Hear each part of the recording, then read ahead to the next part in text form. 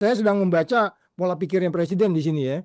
Ya. Bisa jadi dia juga akan membuat upaya-upaya, karena tadi saya sudah katakan anti KPK ini kan sudah alat instrumennya presiden. Lain hal kalau yang dulu kan ketika saya masih di sana ya KPK itu independen aja masih ada yang coba mempengaruhi dengan kata-kata hentikan yang gitu kan ya enggak. Nah, jadi maksud saya, jadi apa yang terjadi hari ini, overall pertanyaannya adalah, apakah ini akan meningkatkan indeks persepsi korupsi kita? Saya katakan dengan tegas belum tentu. Akan menjadi lebih baik kalau kemarin, kemudian Hasto ditahan, kemudian dilimpahkan segera, prosesnya dengan cepat, itu akan menjadi lebih baik buat indeks persepsi korupsi. Ketika tidak transparan, kan salah satu penundaan penahanan ini kan ada kesan sepertinya tidak transparan ya Kak. Ya. Nah, itu hati-hati Anda di situ, ya kan? Nah, jadi kalau ada memang, ya expose saja penyidiknya suruh ngomong. Jangan juru bicara menjadi agak berkelit-kelit ke sana, ke sini, ke sana. Penyidiknya tadi bicara ke saya masih perlu ini. Nah, itu akan menjadi lain itu Mas Budi. Iya kan?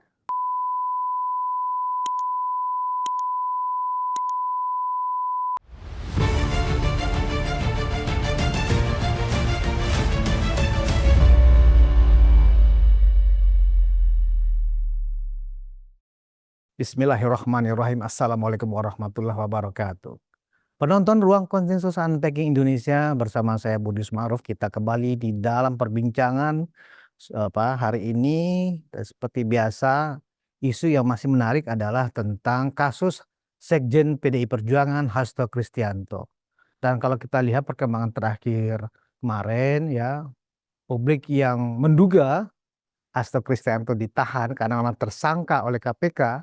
Biasanya kan tersangka kasus korupsi oleh KPK ini pada pemeriksaan pertama itu tidak akan pulang. Bahkan Hasto sendiri katanya sih sudah menyiapkan koper nih kalau memang nggak pulang. Ternyata hanya dalam 3,5 jam pemeriksaan oleh penyidik, Hasto keluar dan tidak ditahan. Dan banyak sekali spekulasi kenapa Hasto tidak ditahan. Yang jelas muaranya terlihat adalah memang terjadi deal politik antara para pihak lah sepertinya. Nah, untuk mengulas ini saya sudah bersama dengan Wakil Ketua KPK 2015-2019, Bang Saud Situmorang. Apa kabar Bang Saud? Sehat Bang? Baik Bro Budi. Baik. Gimana? Sehat? Tahun Ya, baru? tahun baru Bang Saud.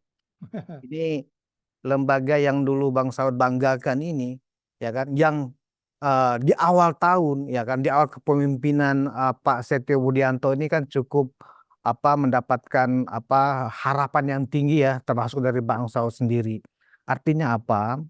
Selama ini kan Bang Saud sangat concern dengan meningkatnya kembali indeks persepsi korupsi kita dari 34 naik 35, 36 sampai 40 lagi kan begitu. Ternyata dengan peristiwa Hasto tidak ditahan ini, semuanya menjadi anti klimaks, Bang Saud. Bang Saud merasa ini anti klimaks nggak?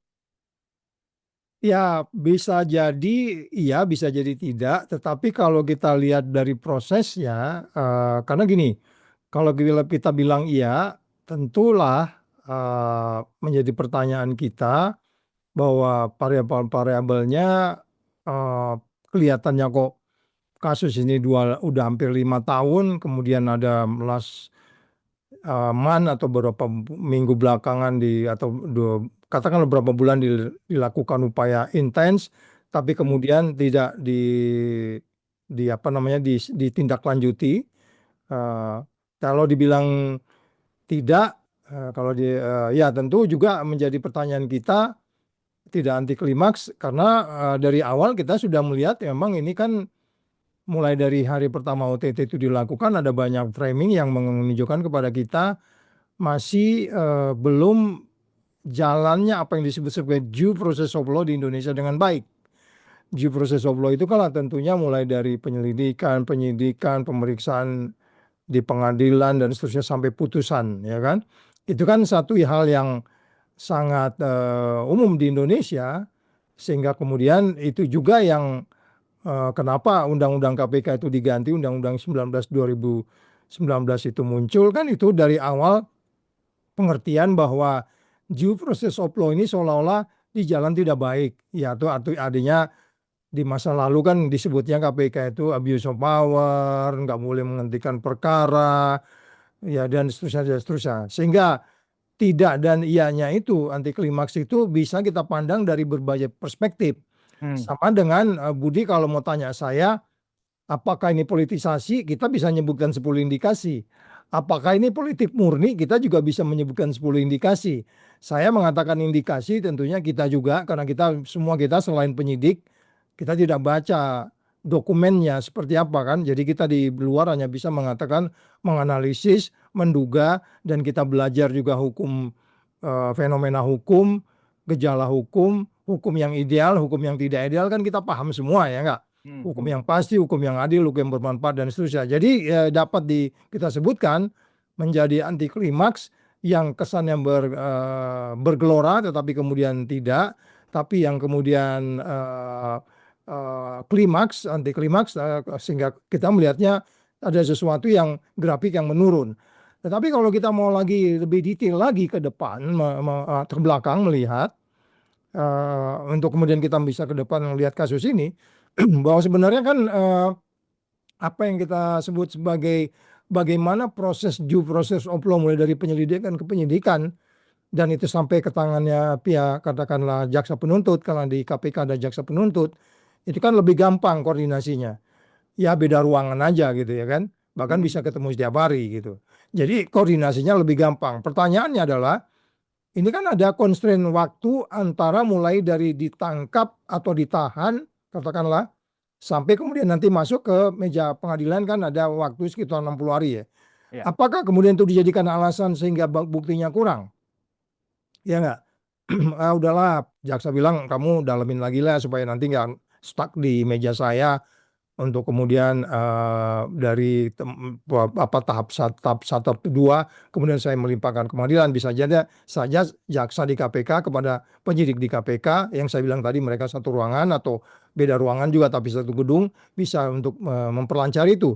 Tapi pada bagian lain kan kita juga melihat bahwa kemudian kalau itu kurang bukti, kita kan nggak ngelihat ada bukti yang baru bro, ya nggak?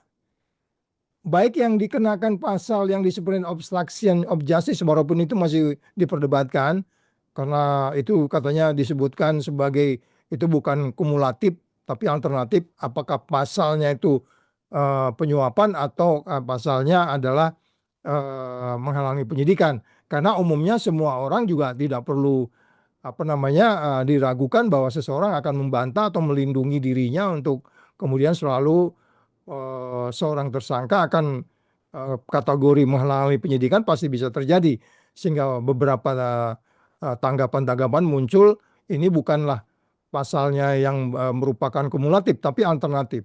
Jadi sekali lagi penegasannya bahwa kalau kita bilang ini menjadi seperti yang disebut sebagai anti klimaks dan klimaks, ya menarik. Dan tentu ini Indonesia menjadi menarik karena itulah cara kita menegakkan hukum. Kalau Ya. nggak gitu nggak menarik di Indonesia. Ya, Bang Saud, dalam konteks due process of law tadi, sebelum jam 1 siang kemarin itu, kalau Bang Saud sendiri menduga kemarin itu, Hasto ditahan apa tidak? Dalam konteks due process of law itu. Kalau lihat dari gestur yang kemarin ya, saya lihat tidak. Oh, memang dari awal Bang Saud sudah menduga ini pasti nggak akan ditahan gitu ya? Iya, iya ada gesturnya karena ada juga potongan-potongan informasi, potongan-potongan keterangan dari para pihak yang mengindikasikan bahwa ini memang prosesnya akan jalan, di proses of law-nya jalan, dan kita berharap juga nanti kalau kita tujuan kita tadi kan di depan kita bicara indeks persepsi korupsi, Ya. itu due process of law-nya jalan, artinya suatu saat harus vonis gitu ya. Nah, dan kemudian soal nanti itu berapa tahun, kemudian bagaimana di dalam dan seterusnya, itu kan menjadi suatu persoalan yang kita harus buktikan ke depan. Karena bagaimanapun yang melarikan diri juga belum kembali sampai saat ini, kemudian peranan yang bersangkutan juga muncul di beberapa keterangan yang kita peroleh, sehingga kita tidak ragu bahwa ada peran yang bersangkutan, ada peristiwa pidana yang dilakukan. Dari potongan-potongan para pihak itu saya melihat ini akan ada sebuah karena tadi saya sudah menyebutkan ya, kita bisa sebut ini politisasi, kita menyebut ini hukum murni. Jadi akhirnya kalau Mhm. dijumlahkan kan jadi nol tuh, ya nggak? Dijumlahkan jadi nol. Jadi menurut saya sampai kemarin itu saya berkeyakinan ini nggak akan ditahan pada hari itu. Unless sampai karena gini, kalau kita lihat pendekatannya pisau analisisnya adalah bahwa saat ini kan presiden itu mempunyai 3 instrumen untuk memberantas korupsi ya, Ya, yaitu KPK, kepolisian kejaksaan. dan kejaksaan ya. Ya, KPK, kepolisian dan kejaksaan. 3 instrumen itu semuanya itu di bawah presiden itu. ya. Jadi artinya ada beberapa orkestrasi yang kemungkinan bisa dilakukan. Kemungkinan saya katakan itu bisa jadi bisa tidak, tanpa juga mengganggu proses due process of law. Akan tetapi kita sekali lagi ini bicara Indonesia, sekali lagi kita bicara plus minus, kita bicara jalan tengah, kita bicara politik yang humble ke depan, politik yang tidak apa namanya riuh. Saya sedang membaca pola pikirnya presiden di sini ya. Ya. Bisa jadi dia juga akan membuat upaya-upaya karena tadi saya sudah katakan anti KPK ini kan sudah alat instrumennya presiden. Lain hal kalau yang dulu kan ketika saya masih di sana ya KPK itu independen, independen aja masih ada yang coba mempengaruhi dengan kata-kata hentikan yang gitu kan ya enggak. Mhm. Nah, jadi maksud saya, jadi apa yang terjadi hari ini, overall pertanyaannya adalah, apakah ini akan meningkatkan indeks persepsi korupsi kita? Saya katakan dengan tegas belum tentu, ya, Belum tentu. ya belum tentu, karena bagaimanapun di luar secara akademik, due process of law itu tempat yang paling tinggi. Hmm. Akan menjadi lebih baik kalau kemarin kemudian Hasto ditahan, kemudian dilimpahkan segera prosesnya dengan cepat, itu akan menjadi lebih baik buat indeks persepsi korupsi. Tapi lagi-lagi, saya ulangi lagi-lagi, ini Indonesia, tentu kita akan berdebat. Kalau di negara lain, saya selalu mengatakan tukang ikan nyogok tukang restoran aja itu bisa menjadi urusannya KPK. Tapi buat Indonesia kan kita akhirnya melihat kemarin justifikasinya itu tidak ada kerugian negara. Padahal sebenarnya itu nggak ada hubungan dengan kerugian negara pasalnya, aja berbeda gitu kan. Ya. Tapi secara keseluruhan kan orang harus akhirnya melihat tidak terlepas dari sejarah berdirinya KPK itu kan karena diawali oleh 2 penegak hukum yang lain tidak bekerja. Nah kemudian ada sebuah kasus ditangani oleh KPK yang kemudian kok ini seperti juga cara menangani kasus di tempat lain. Nah itu yang saya katakan tadi menegaskan ya 3 instrumen ini kan saat ini berada di bawah presiden. Pertanyaannya adalah bagaimana mengorkestrasi ini menjadi lebih baik. Yang menurut saya adalah presiden harus dengan segera untuk membalikan undang-undang KPK itu sehingga kemudian framing-framing seperti ini akan selesai. Karena apapun ceritanya kita harus mengakhiri kasus ini. Ada persoalan pembangunan Indonesia ke depan yang cukup banyak yang harus kita kerjakan. Mulai dari persoalan membereskan katakanlah teks, membereskan ada pertumbuhan ekonomi, membereskan carut marut di katakanlah cara kita memelihara kesehatan dan seterusnya, perguruan tinggi. Ini kan banyak pekerjaan ini. Jadi saya lebih cenderung karena semua persoalan di Indonesia ini adalah persoalannya adalah korupsi. Coba deh, tanya aja persoalan apa aja. Pasti persoalannya diawali oleh isu korupsi. Katakan aja pertumbuhan ekonomi kalau kita bicara apa saat ini orang ribut mengenai bagaimana sulitnya kita berpikir tentang antara makan siang dengan membayar utang yang udah jatuh tempo. Semua itu kan isunya isu korupsi. Jadi sekali lagi kita fokus kepada di tempat-tempat di mana kita harus bisa memberantasan korupsi itu. Tetapi ketika proses of law itu udah mulai, kita harus lebih hati-hati di situ karena ini adalah kepastian. Dan kalau kita bicara kepastian, kita bicara kepercayaan. Nah sekarang yang kita lakukan 1 hari ke belakang ini menimbulkan kepastian dan kepercayaan di masyarakat nggak? Itu pertanyaannya kan, Bung Budi? Ya. Ya, kalau itu pertanyaannya memang terbelah dua posisi publik, Bang Saur, ya kan? Nah, eh, aspek yang paling menyebabkan Hasto nggak jadi ditahan itu menurut Bang Saud, apakah karena memang kalau bahasa publik sih, oh sudah ada deal politik nih, ya kan, antara PDIP dengan pemerintah kan begitu. atau dari sisi hukum memang kelengkapan bukti untuk menahan Hasto masih kurang. Di samping Harun Masiku juga belum tertangkap dan ada beberapa saksi karena sprindiknya sprindik baru ya kan. Ada beberapa saksi yang masih akan dipanggil, jadi belum cukup bukti.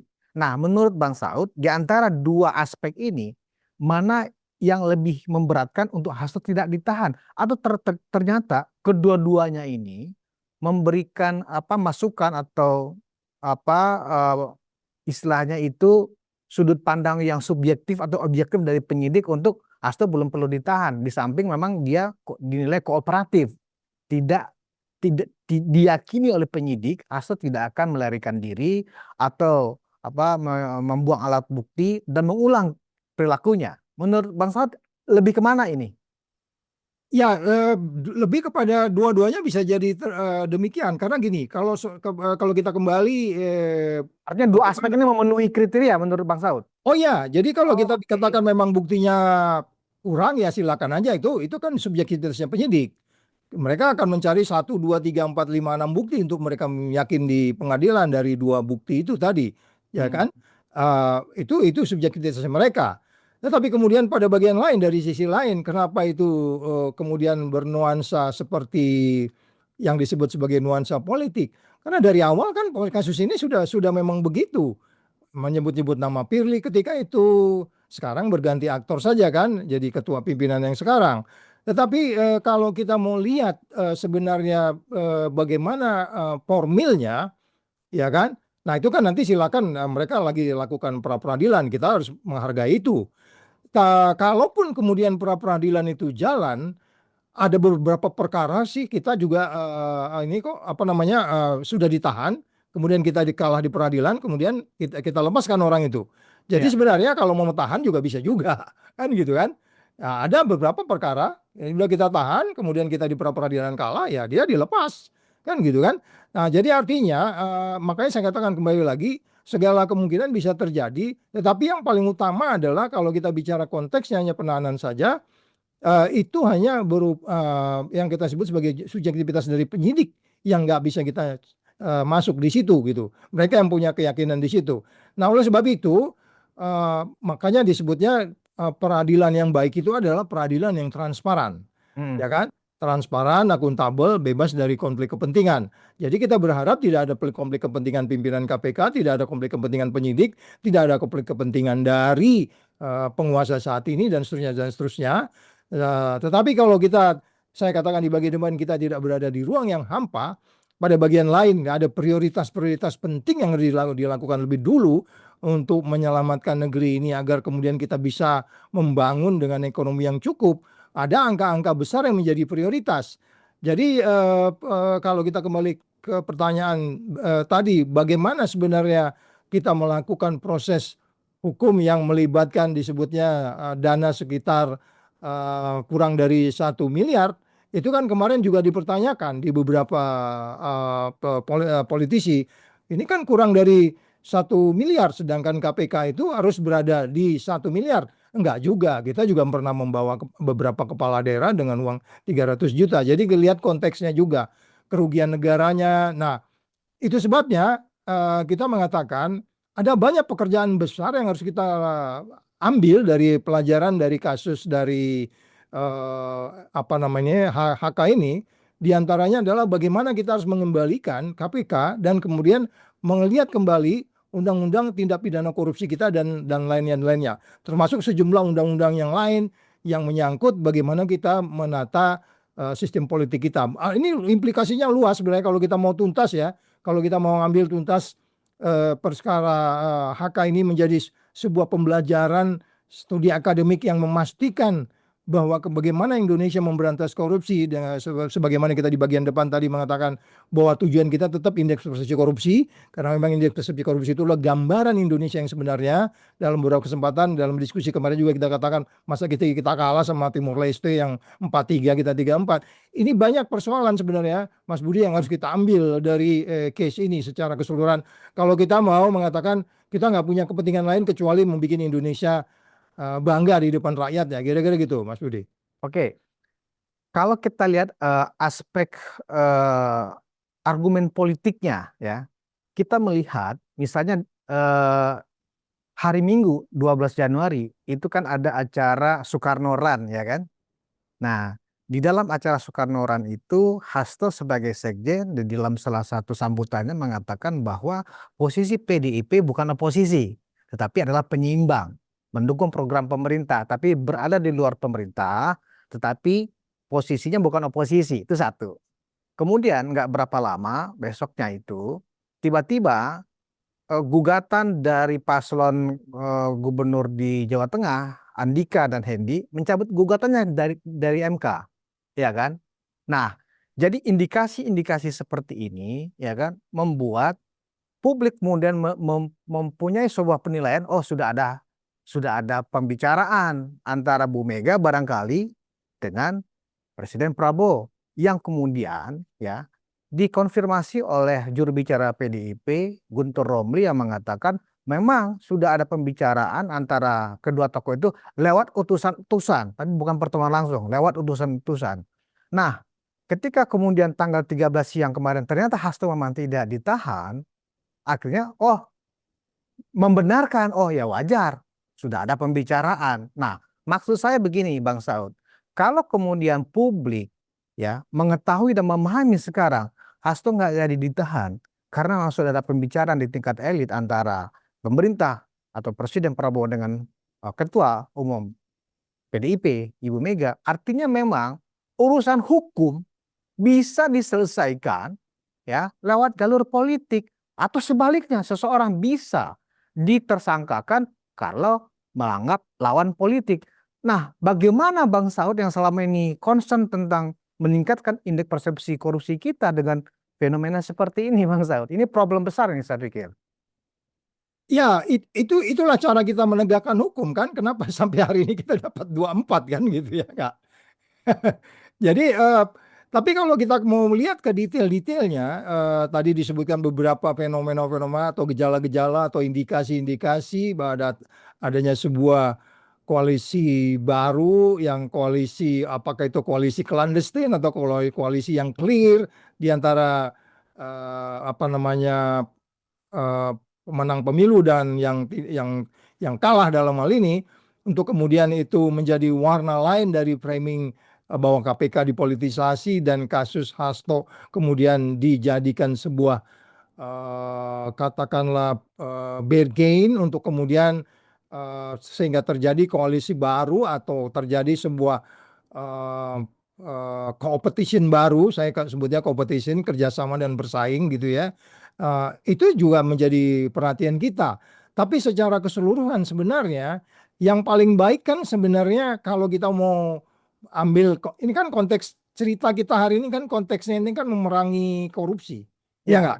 Ya. Ya konteks kita bukan memerangi yang lain. Itu konteks kita hari ini adalah memerangi korupsi.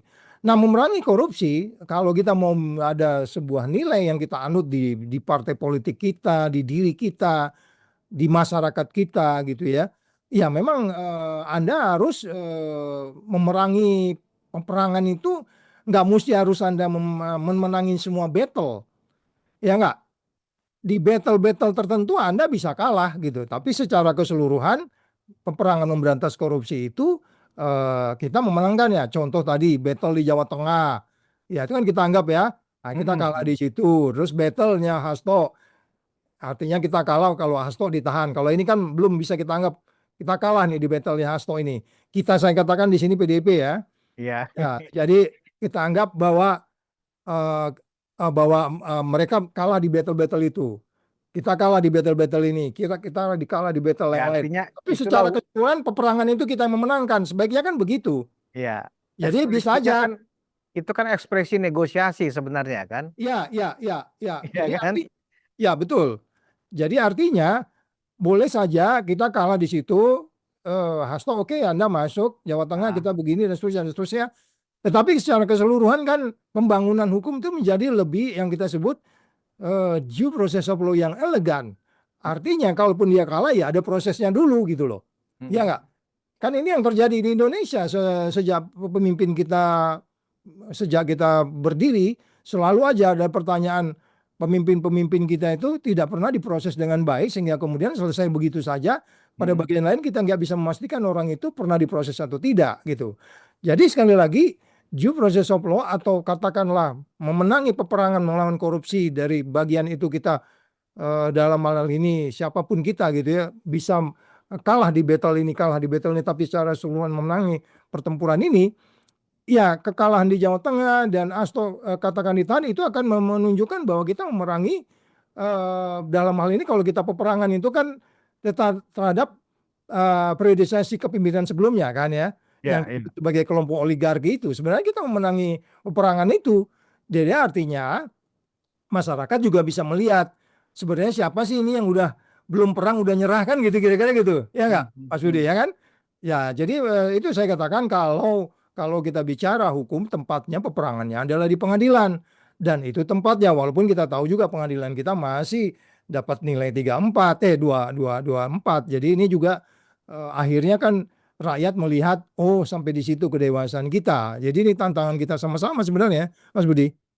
Ya, artinya memang dengan situasi ini eh, hukum ya bisa dijadikan sebagai alat untuk bargaining, alat untuk tukar menukar kepentingan, kan begitu. Sementara penegakan hukum khususnya korupsi ini kan sesuatu yang sudah sistemik, Bang Saud. Bagaimana ini bisa kita naikkan indeks persepsi korupsi ketika Indonesia dengan sistem politiknya menjadikan hukum ya sebagai alat sandera untuk kemudian terjadi negosiasi-negosiasi, dan kasus Hasto menunjukkan seperti ini. Ini yang dipahami oleh dipahami publik saat ini, Bang Saud. Ya, ya, jadi itu sangat clear ya, itu sangat clear. Jadi makanya saya katakan kembali lagi, kalaupun kita ingin melakukan penyidikan, penuntutan sampai inkrah yang kita sebut sebagai due process of law itu dijalankan, itulah tempatnya sebenarnya. Hmm. Dan itu akan menjadi lebih baik kalau suatu saat seseorang menjadi pimpinan yang lebih besar. Dia yang dalam beberapa kesempatan saya selalu mengatakan orang-orang yang sudah melaksanakan tanggung jawabnya di pengadilan dan kemudian mereka keluar dari pemasyarakatan itu adalah orang-orang yang sebenarnya kita harus hargai karena dia sudah bertanggung jawab terhadap dirinya dibandingkan dengan orang yang masih di luaran tetapi kemudian masih bisa belum dilakukan karena adanya katakanlah negosiasi atau kemudian hukum tidak bisa jalan sebagaimana mestinya sehingga kita tidak bisa memastikan seseorang itu uh, bisa diadili dengan baik gitu ya. Pada bagian lain kita paham betul yang seperti ini akan memframing terkombinasi juga dengan cara kita melaksanakan politik yang dapat nilai 25 tadi itu.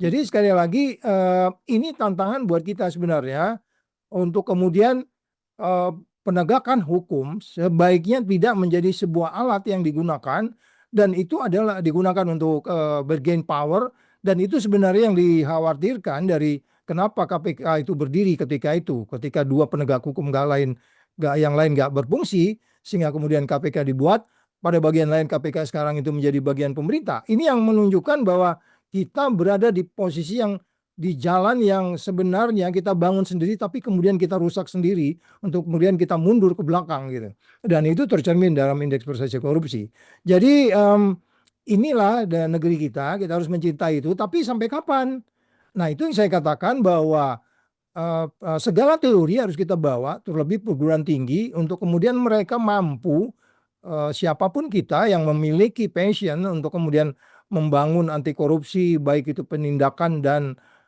pencegahan secara bersama-sama jangan membiarkan potongan-potongan informasi kecil gitu ya dianggap berpengaruh terhadap indeks persepsi korupsi karena ini kita bicara high profile person.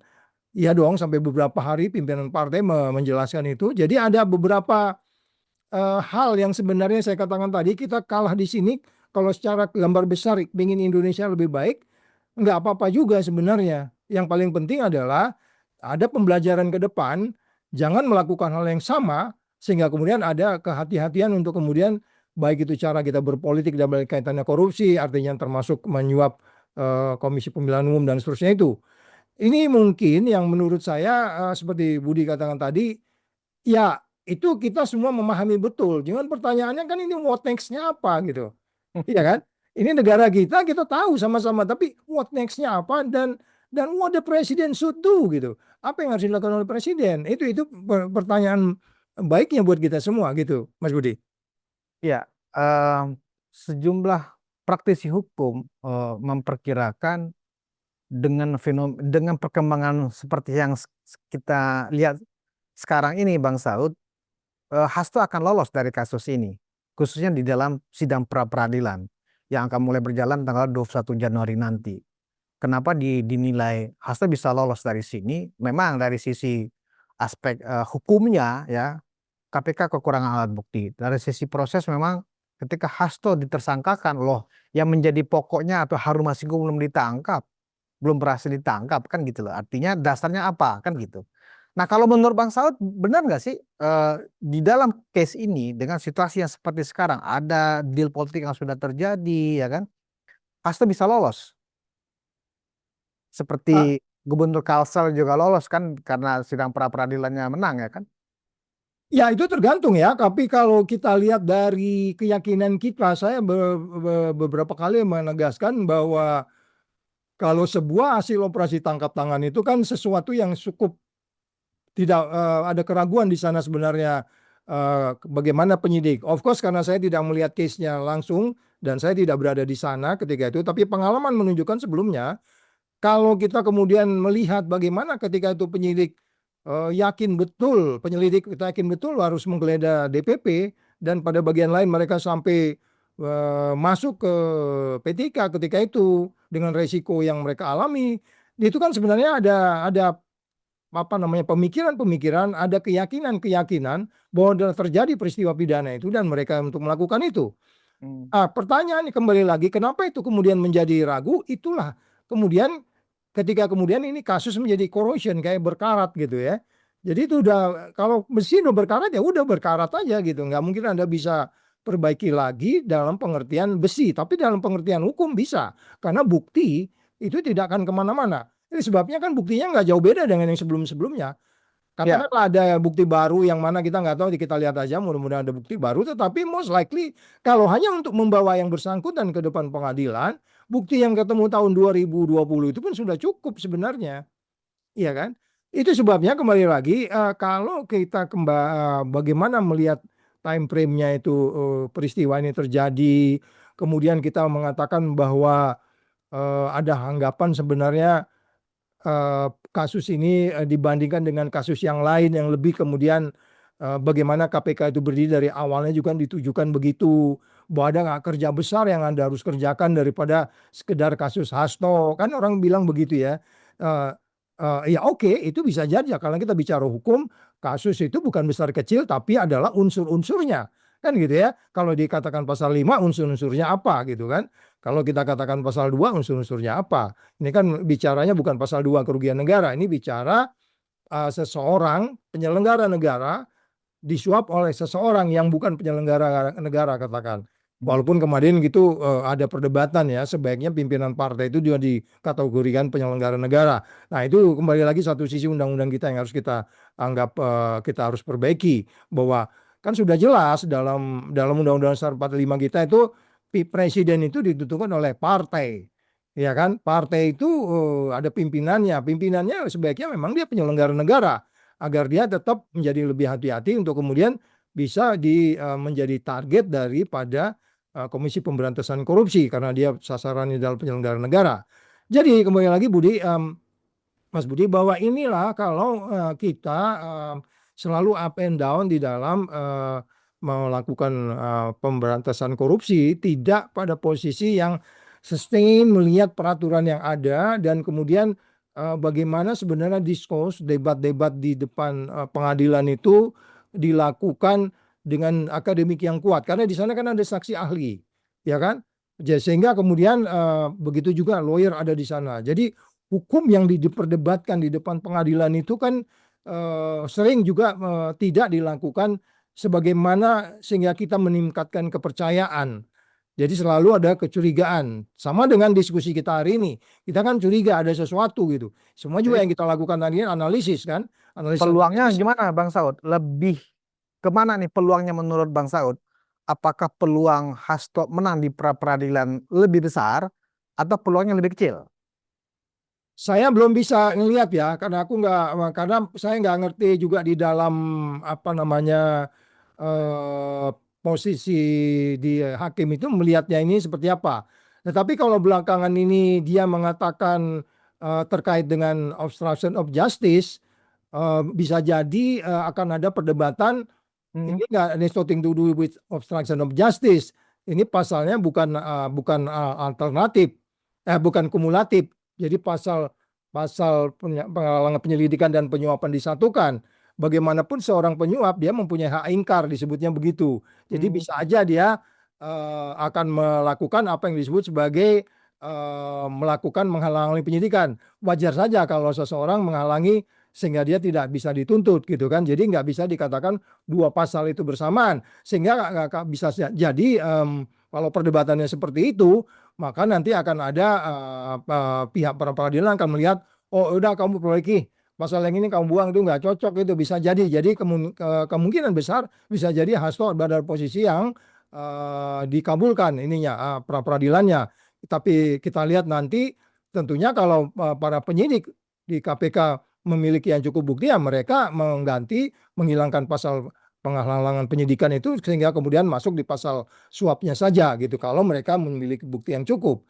Tetapi lagi-lagi ini menjadi perhatian kita bersama kalau saya mencoba melihat ke depan gitu ya. Hmm. Saya nggak memakai istilah win-win gitu karena masih banyak orang yang sudah diadili juga dengan kasus yang lebih kecil lagi kalau kita bicara suapnya gitu ya.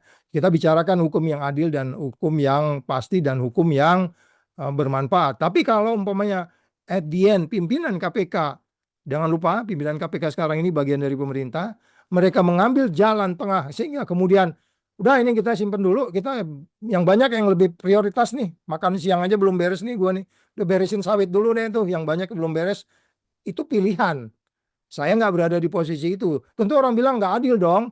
Yes, itu pasti akan muncul penilaian seperti itu. Tapi lagi-lagi hukum secara keseluruhan hukum yang bermanfaat itu kan sering menjadi pertanyaan. Itu sebabnya Anda nggak boleh kalau yang hukum itu dengan dendam gitu loh. Hukum itu nggak boleh dibangun dengan dendam. Terus pertanyaannya, Pak Saud, ini kasus HK ada istilah dendam nggak? Ada indikasinya.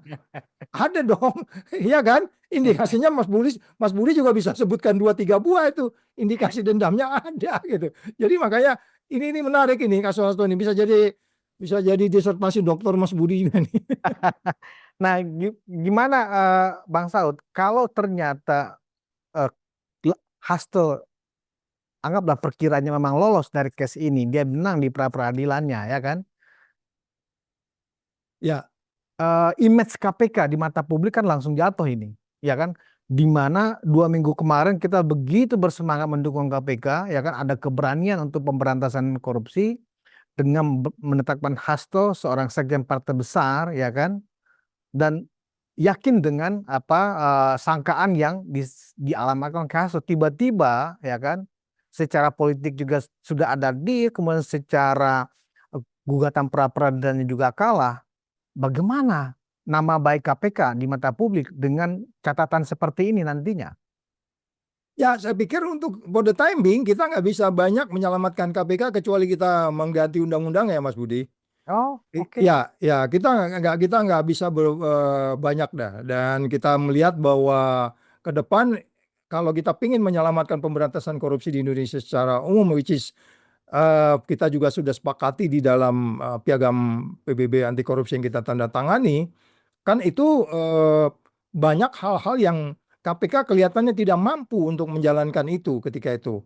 Terlebih di aspek pencegahan juga termasuk. Apakah ini terjadi di periode lalu? Ya, karena itu sebabnya kita mengatakan undang-undang tipikornya juga harus diubah, undang-undang KPK-nya harus diubah.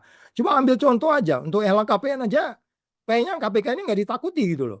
Ya, oh dulu juga zamannya Pak Saud juga begitu. Yes, tapi kita melakukan upaya yang sistematik sehingga kemudian mereka melaporkan, gitu kan? Ini kan Hmm. sejumlah menteri hampir berapa persen belum melapor tuh, ya kan?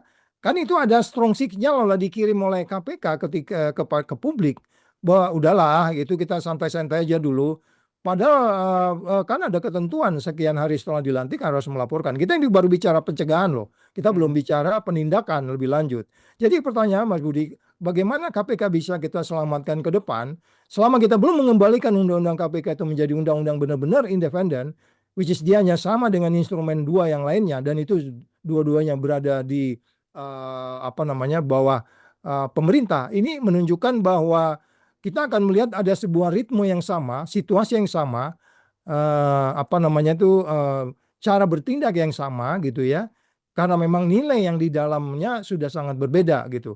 Nanti akan ada berubah, akan ada banyak unit-unit dibentuk. Sebagaimana kita ketahui belakangan ini ada sebuah institusi juga mengumumkan dia menyita uang sekian di lembaga ini bikin lagi satu, bikin lagi tim ini, bikin lagi tim itu.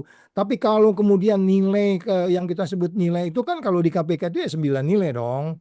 Ya enggak? Yang kita Berarti diskusikan.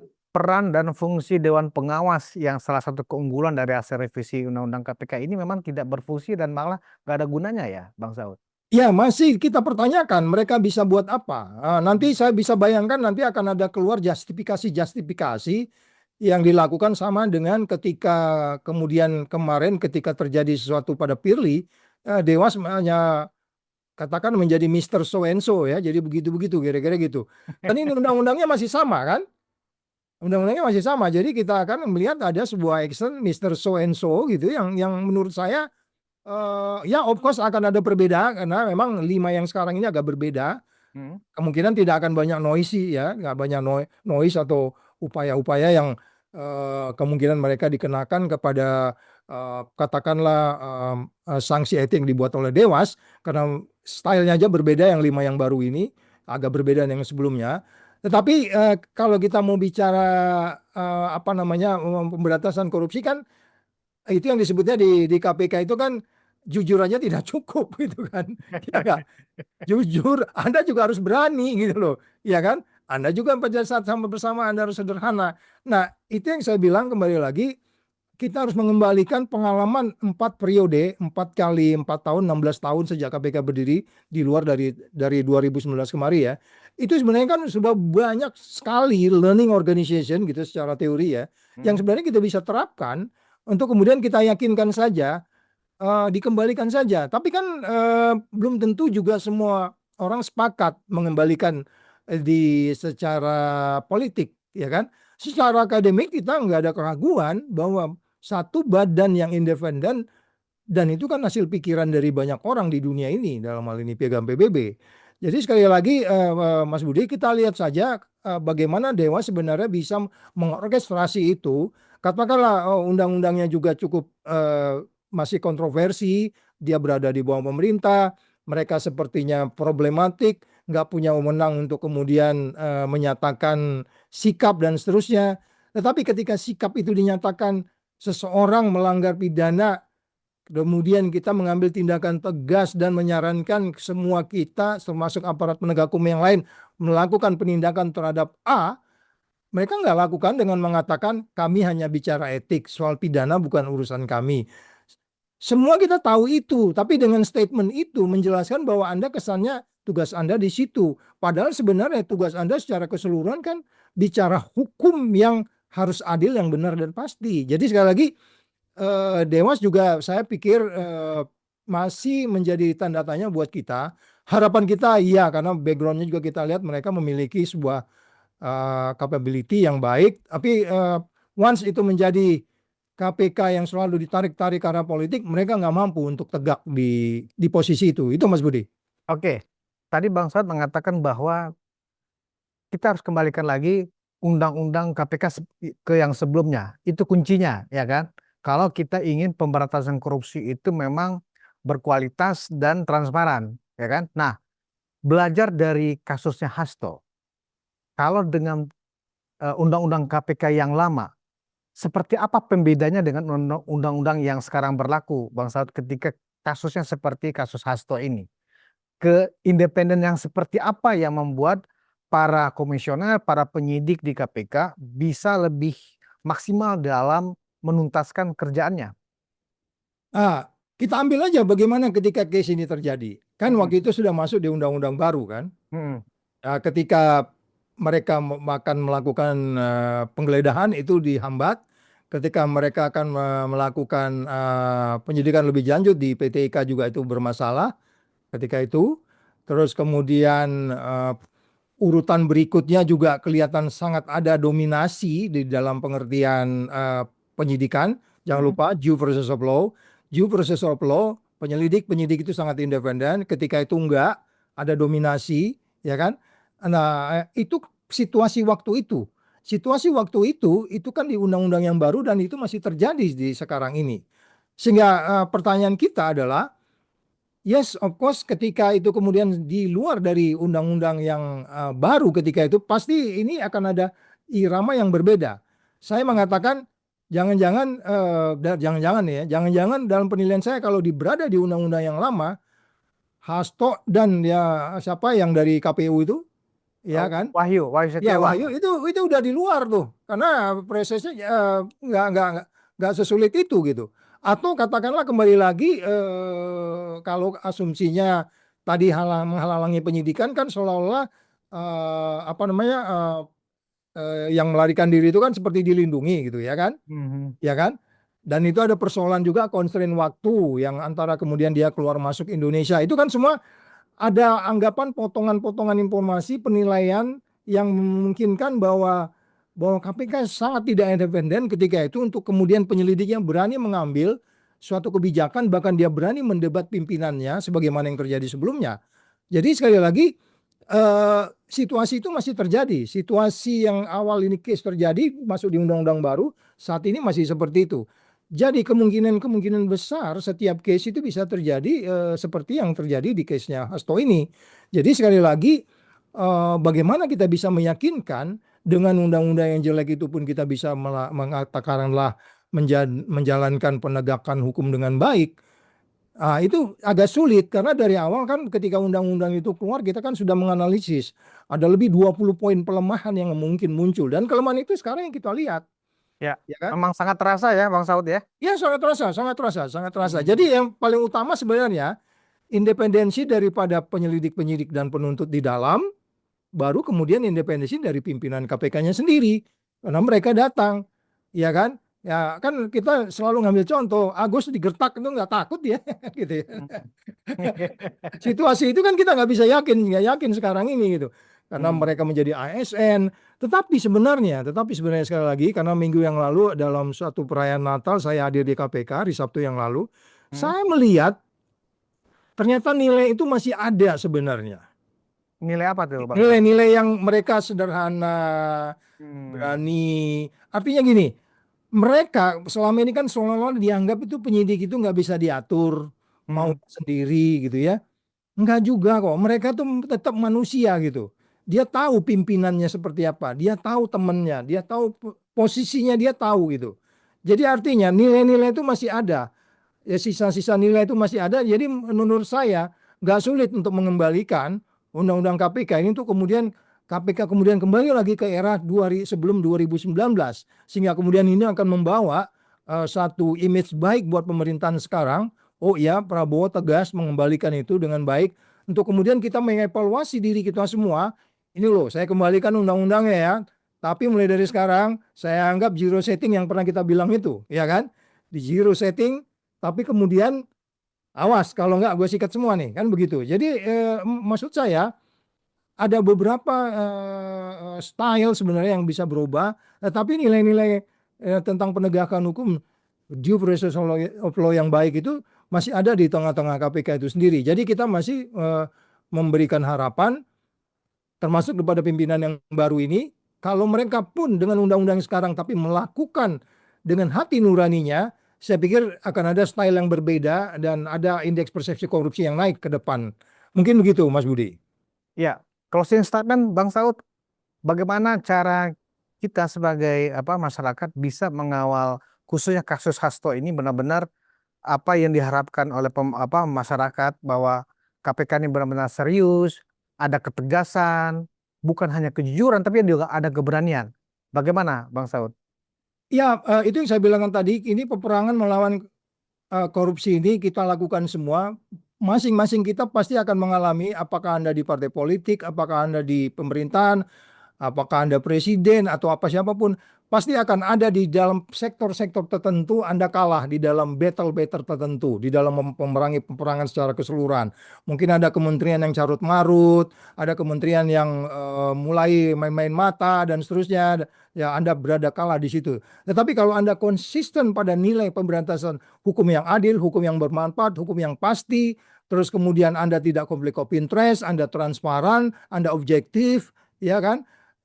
Sudah pasti kita akan memenangi peperangan ini. Kalau kita kemudian tidak objektif, tidak transparan, tidak bisa keluar dari persoalan konflik of interest, kita tidak akan memenangi peperangan ini. Bahkan di semua battle kita kalah gitu. Ya kan? Ya kan di masa lalu juga begitu. Indeks persepsi korupsi yang naik 40 itu kan ada juga beberapa menteri yang dipenjarakan, ada beberapa unit yang juga terseok-seok. Tetapi secara keseluruhan kita memenangkan peperangan itu. Nah, ini yang harus perlu disadari oleh presiden saat ini. Anda nggak akan bisa memenangi battle-battle tertentu gitu. Jembatan Anda mungkin runtuh, gedung Anda ini akan rubuh, Anda akan tapi secara keseluruhan Anda akan memenangkan peperangan itu. Indikatornya apa? Ya indeks persepsi korupsinya 50 misalnya. Nah, tapi itu menjadi sulit dilakukan ketika kita konflik of interest, ketika tidak transparan. Kan salah satu penundaan penahanan ini kan ada kesan sepertinya tidak transparan, ya Kak. Ya. Nah, itu hati-hati Anda di situ, ya kan? Nah, jadi kalau ada memang, ya expose saja penyidiknya, suruh ngomong. Jangan juru bicara menjadi agak berkelit-kelit ke sana ke sini. Penyidiknya tadi bicara ke saya masih perlu ini. Nah, itu akan menjadi lain itu Mas Budi. Iya kan? Penilaian pasti lain. Jadi sekali lagi hati-hati dengan memberantas korupsi kalau Anda tidak transparan, akuntabel tentu dengan due process of law. Kalau suatu saat memang hasto harus kita masukkan, kemudian dia harus ditutup dengan baik. Suatu saat jangan-jangan dia malah setelah keluar dari penjara menjadi lebih baik. Karena banyak orang di luar sana yang selalu ngeles-ngeles segala macam kan gitu ya.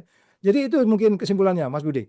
Ya, prediksi saya Bang Saud, ini prediksi saya pribadi, Hasto lolos dari kasus ini. Artinya sidang pra-peradilannya akan dimenangkan majelis hakim.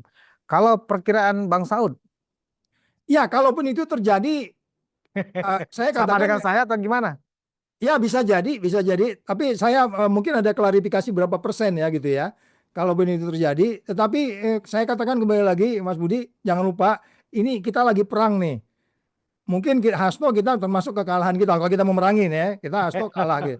Tapi di tempat lain kita harus menang gitu loh. Ya nggak?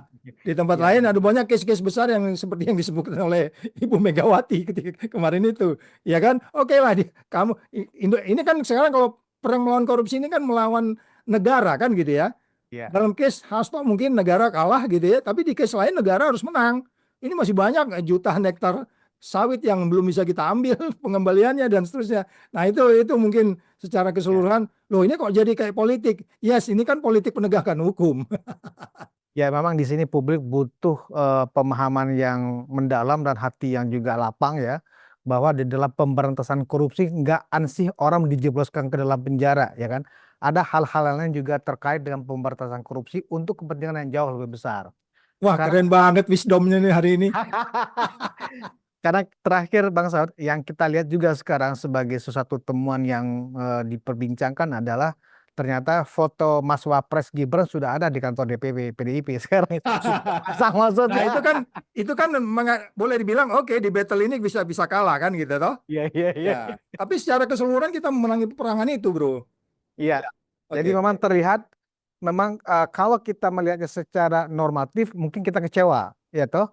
Ternyata ini anti klimaks. Tetapi kalau kita lihat dalam bingkai yang lebih besar, sebenarnya ini win-win dalam rangka tetap penegakan hukum dan pemberantasan korupsi. Memang nggak mudah untuk memahami ini kayaknya Bang Saud. Ya, saya setuju itu. Saya setuju. Ya. Baik. Terima kasih Bang Saud Situmorang atas perbincangannya. Semoga bermanfaat buat penonton Ruang Konsensus Unpacking Indonesia. Dan kita akan bertemu di episode berikutnya. Wassalamualaikum warahmatullahi wabarakatuh. Terima kasih Bang Saud. Ya, sama-sama.